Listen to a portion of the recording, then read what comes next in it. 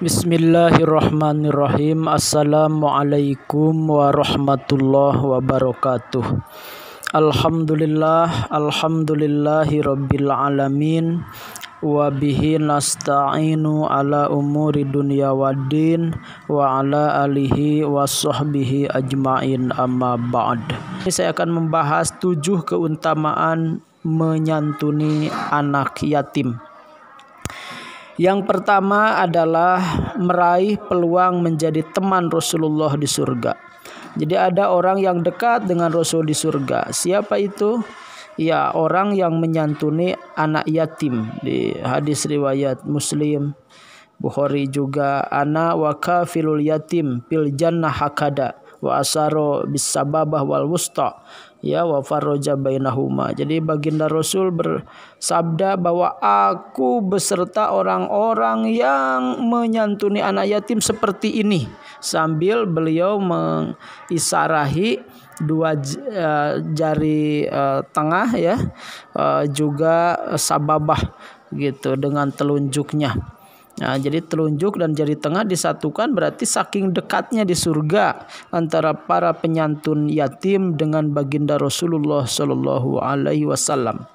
Itu. Yang nomor kedua, pengasuh anak yatim dijamin masuk surga. Orang yang memelihara anak yatim di kalangan umat muslimin, memberikannya makan dan minum, pasti Allah akan masukkan ke dalam surga, kecuali ia melakukan dosa yang tidak bisa diampuni.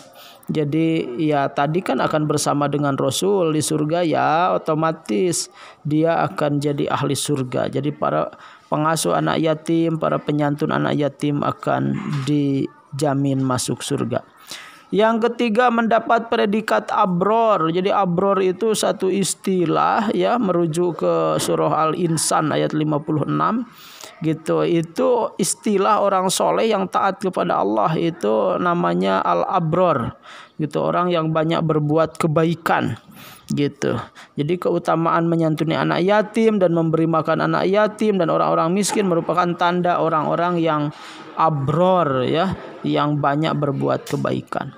Yang keempat, memperoleh pertolongan Allah. Barang siapa yang menghilangkan kesusahan orang mukmin di dunia, maka Allah akan menghilangkan, ya, kesusahan, ya, di hari akhirat.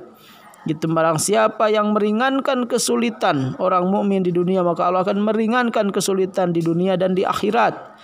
Gitunya jelas tidak ada yang lebih sulit hidupnya kecuali anak yatim.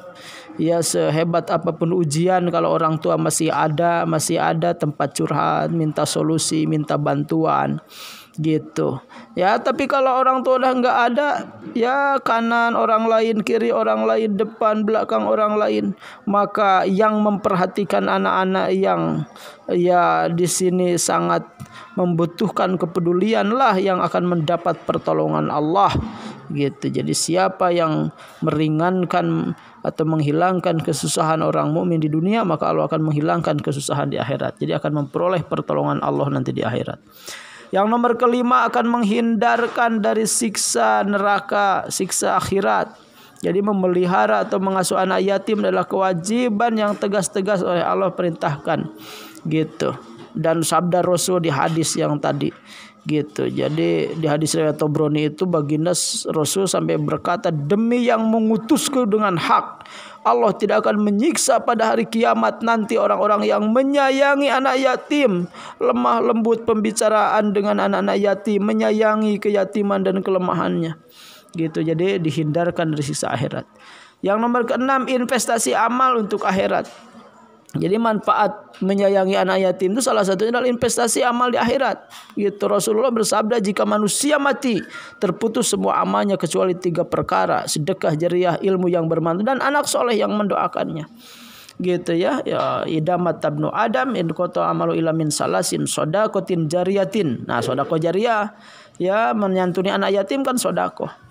Ilmu yuntafa'u bihi, ilmu bermanfaat, terus mendidik anak yatim, menyekolahkan gitu, ya, mengkuliahkan, memasantrenkan, itu kan ilmunya nanti kalau bermanfaat mengalir kepada kita yang membiayainya.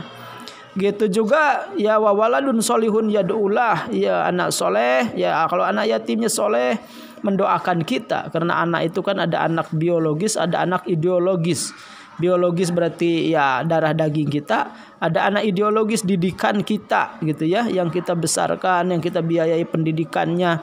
Itu jadi investasi akhirat yang luar biasa. Dan yang terakhir ya, orang yang menyantuni anak yatim akan menggapai keberuntungan dan menjadi yang terbaik gitu.